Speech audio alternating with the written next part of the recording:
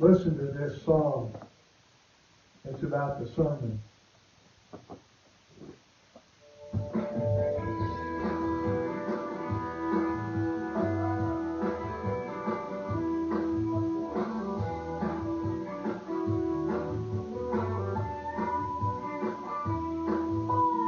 Shadrach, Meshack, Ebed-Nego stood up and told Ebed-Nego into the fire they were thrown. Through the smoke he could see they were not alone. As the flames started bursting higher and higher, they could plainly see a portrait in the fire. In the hills flames struck him down, the fire upon when he directed one. The freedom of conscience cried out again, he's walking with you in the hills of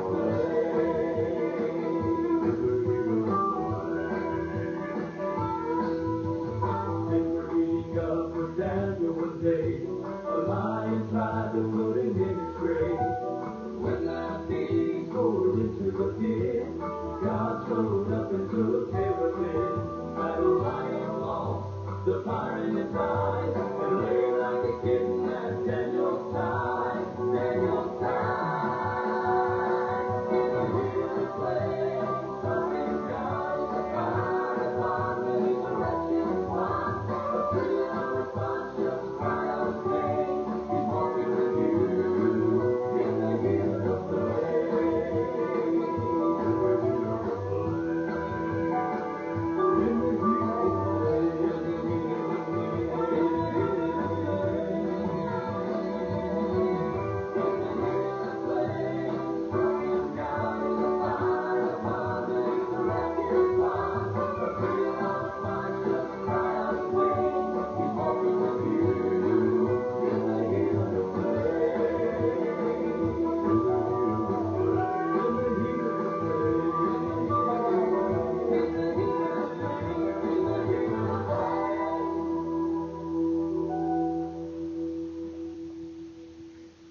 We're looking at Christmas through the eyes of Daniel.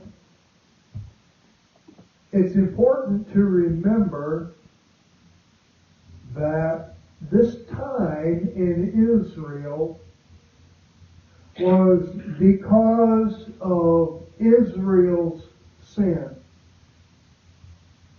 And God had to bring judgment upon Israel. After all, God had used Israel to bring judgment on all the world. Can God allow Israel to go unpunished? And so Israel was dealing with 70 years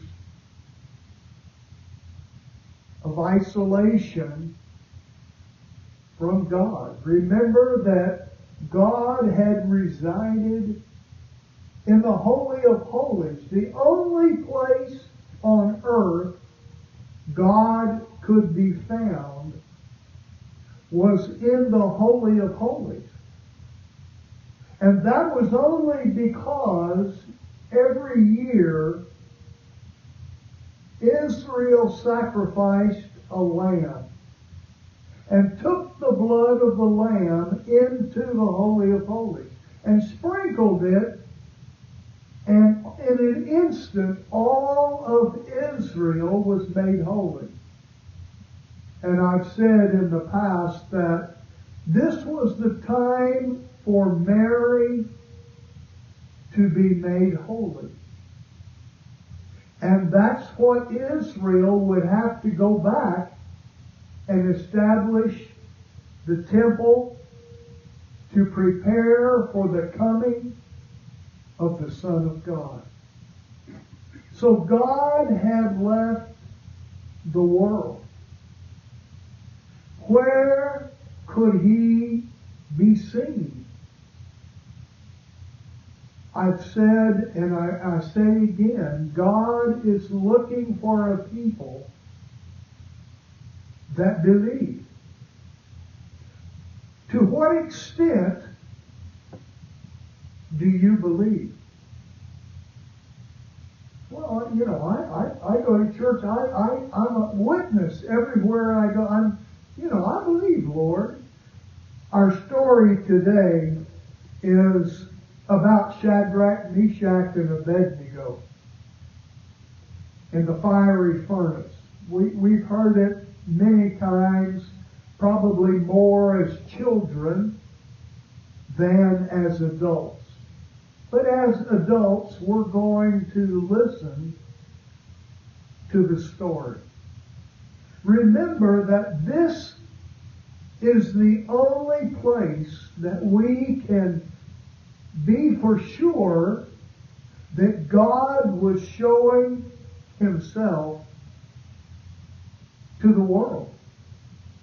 And so in this 70 years of isolation, God made known that the time of his inhabiting Israel was over. And now it was the time of the Gentiles.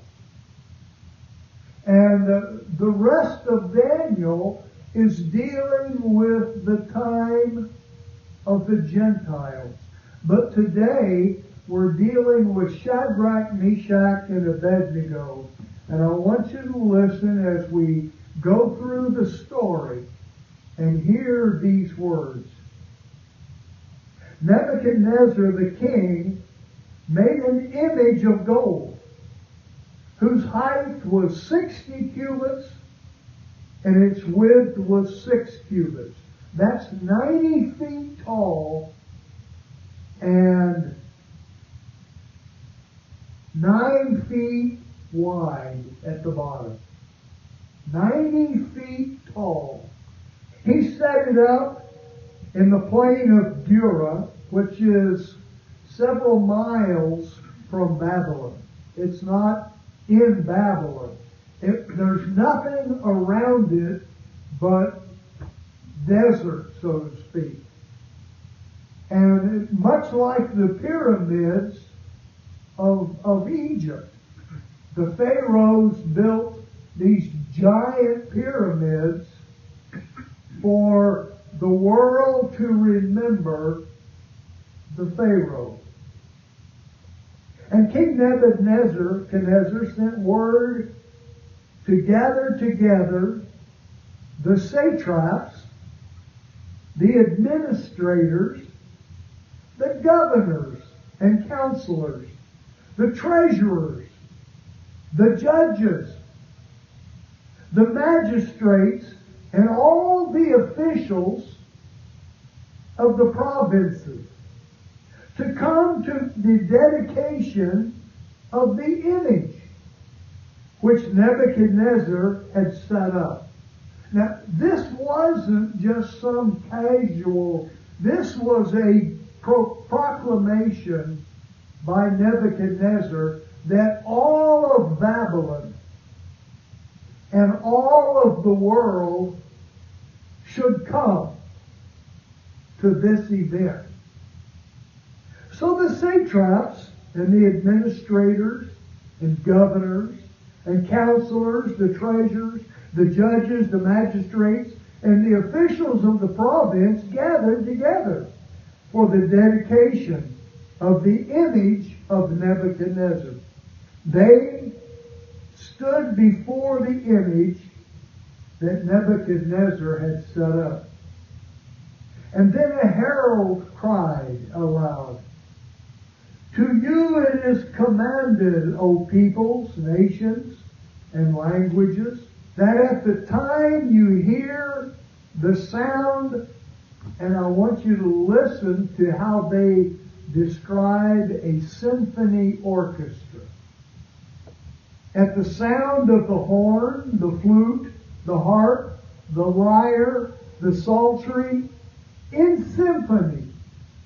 So every instrument known to man was there proclaiming this song with all kinds of music.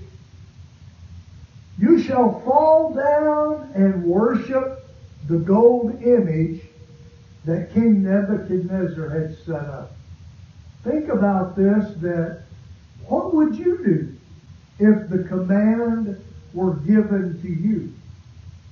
And whoever does not fall down and worship shall be cast immediately into the midst of a burning fiery furnace. So at that time, when all the people heard the sound of the horn, the flute, the harp, the lyre, and in symphony, with all kinds of music, all the people, nations, and languages fell down and worshipped the gold image which King Nebuchadnezzar had set up. Now again, God said, King Nebuchadnezzar is my man. And it's hard for us to comprehend how God can be in the midst of this. But God had given the earth over, basically, to Satan and to the kingdoms of this world. Therefore, at that time, the Chaldeans came forward and accused the Jews. Now, I told you that Abraham was a Chaldean. Ur of the Chaldeans is where Abraham was from. He came out, if he were there today, he would be one of these Chaldeans. They were sorcerers, basically anything that had to do with supernatural things that were not of God, but were not of man. They were in charge. The Chaldeans were the spiritual gurus of their age. And Daniel and Shadrach, Meshack, and Ebed-Nego had been put in charge of all the sorcerers, the magicians, and the Chaldeans, and all of the wise people. So these four were rulers of the whole world on behalf of Nebuchadnezzar. And they spoke and said to King Nebuchadnezzar, O king, live forever. You, O king, have made a decree that everyone who hears the sound of all that stuff that I said shall fall down and worship the gold image. And whoever does not fall down and worship shall be cast into the midst of a burning fiery furnace. And then they go on to say, and there are certain Jews whom you have set over the affairs of the province of Babylon, Shadrach, Meshack, and Ebed-Nego. These men, O king, nanny, nanny, boo, boo, they're tattletales. Hey, we saw them. They're up in their rooms, and they refuse. O king, have not paid regard to you. These men are not doing what you want done. They do not serve your gods or worship the golden image which you have set up. Well, then Nebuchadnezzar, in rage and fury, who has the audacity to defy my decrees? I am the king of the world. Nobody has more power than me. That's what he's saying. To all the people of the world, if you do not bow down to my image, you will die. So they brought these men before the king. And Nebuchadnezzar spoke, saying to them, Is it true, Shadrach, Meshack, and Ebed-Nego, that you do not serve my gods or worship the gold image which I have set up. And this is where you come in. This is what you say. Now, if you are ready at the time, you hear the sound of all the symphony, and you fall down and worship the image which I have made, good. But if you do not worship, you shall be cast immediately into the midst of a burning fiery furnace. And who is the God who can deliver you from my hands? Think about this. You are Shadrach, Meshack, and Ebed-Nego. Shadrach, Meshack, and Ebed-Nego answered and said to the king. Now, this is what you say to those who want to defy your God. O Nebuchadnezzar, we have no need to answer you in this matter.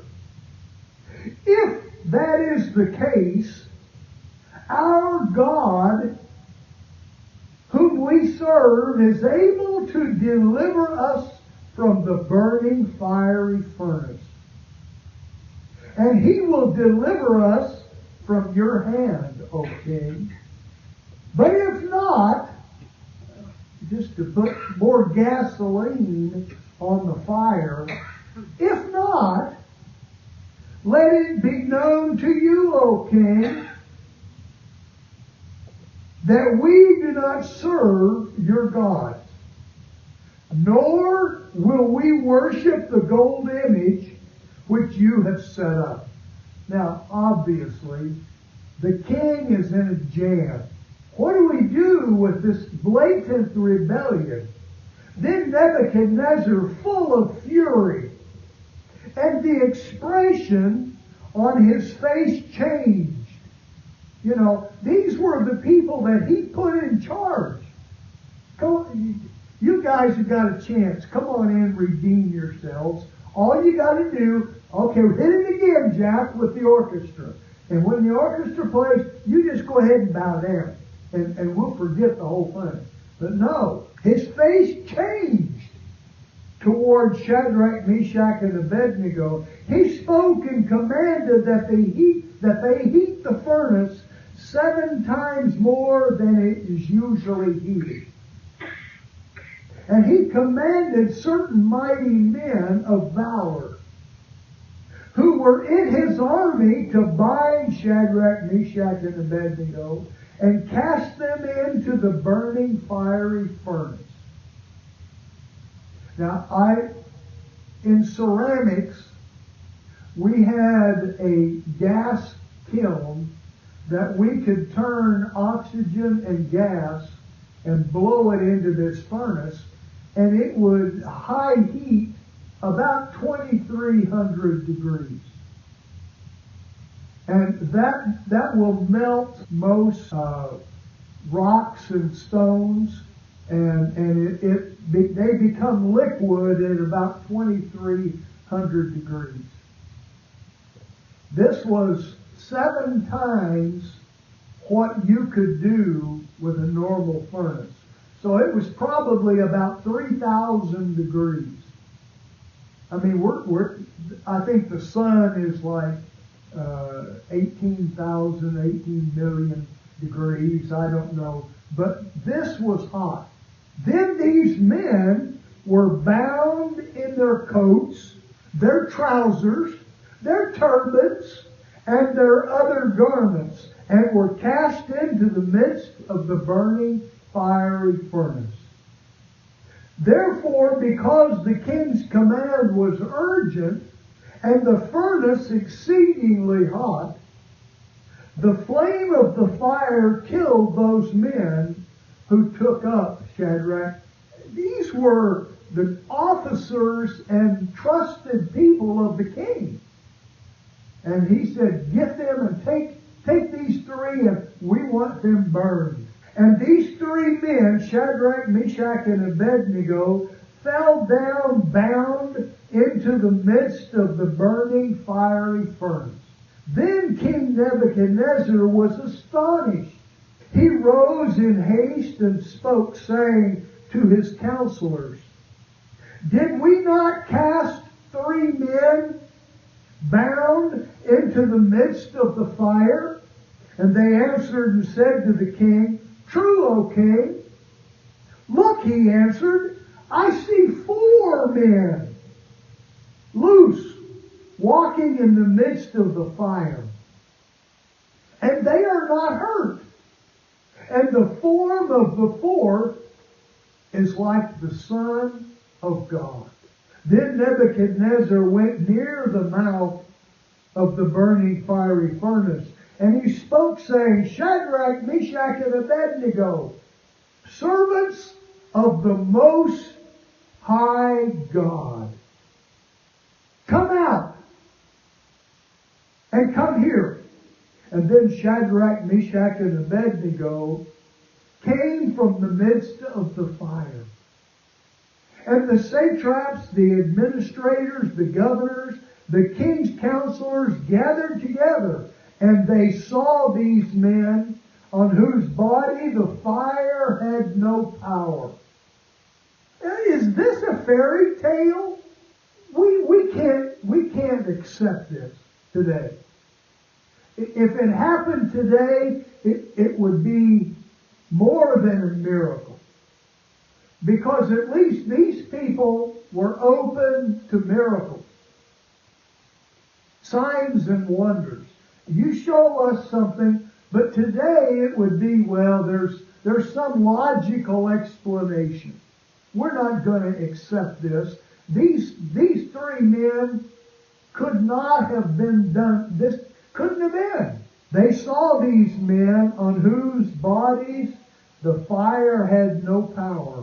The hair of their head was not singed. I mean, how close can you get to fire before your hair singes?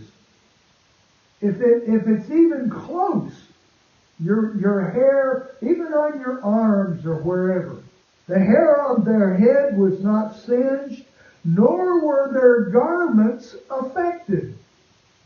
It didn't burn their clothes.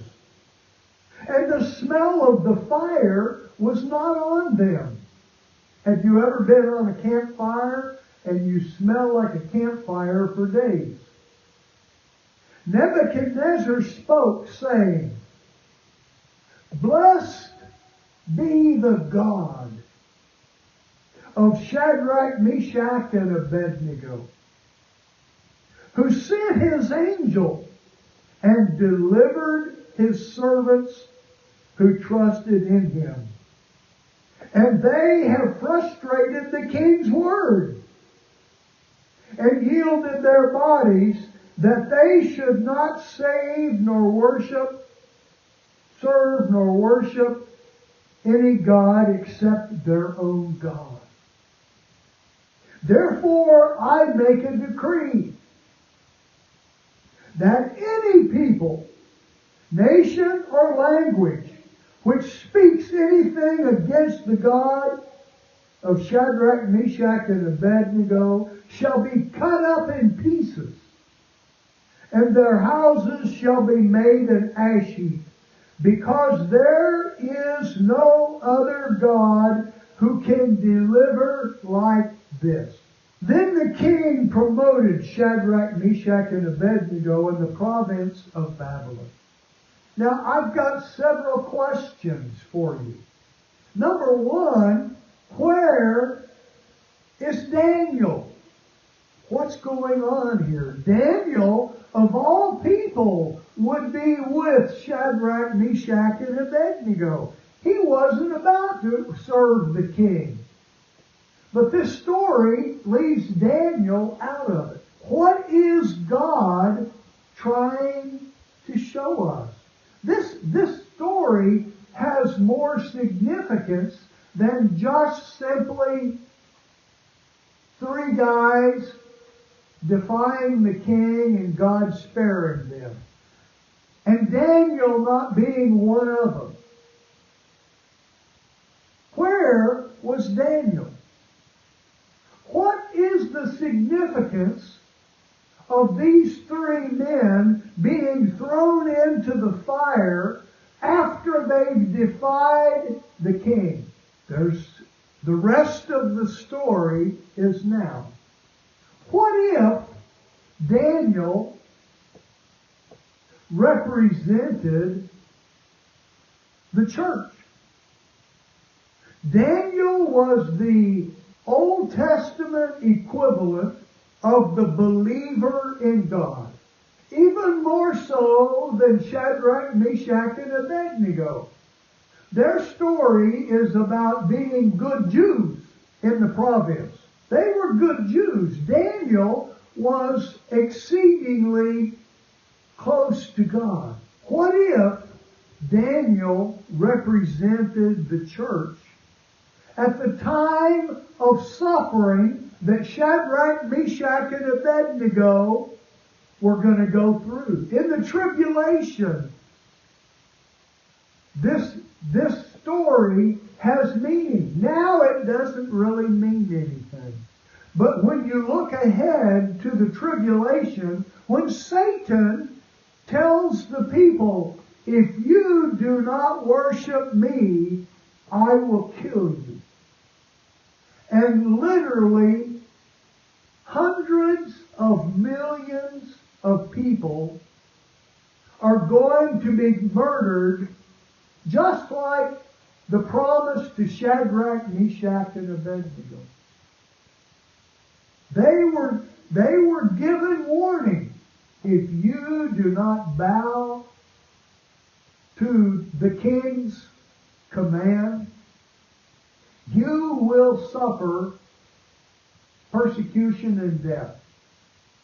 And just as in the days of the tribulation, the time of Jacob's trouble, Israel will be the focus and the remnant of Israel. God has always kept a remnant of people. There have always, Elijah said, Lord, I'm the only one. And God said, I've got 7,000 who haven't bowed their knees to Satan and this world. And likewise here, these three represent the remnant of God in the tribulation. They will go through it, but they shall not be burned. They will go through the floods, and they will not drown. And Daniel was removed away from the tribulation, and he didn't have to go through what Shadrach, Meshack, and Ebed-Nego went through. They were good Jews, doing what good they believed in God. They testified to God. And so it might just be that this story has long-term implications, things that we probably haven't thought about. But I've often wondered, why wouldn't Daniel have to deal with this? Why wouldn't the church have to go through the tribulation? They should go through the tribulation. They're no different than Israel. But God said, those who believe in my Son will not experience the tribulation of this world. And that's where the story ties into Christmas. We have been given God's grace, not His judgment, not His condemnation for sins committed, but God has given His grace to those who believe in the Son of God being born in a manger. He came, God became a man. We celebrate Christmas and Easter predominantly. Christmas is the time when God became a man. Easter is the time when the man died for the sins of the world. But he had to become a human, and live his life just like you and me. Jesus was 100% human. But on the cross, he was 100% God.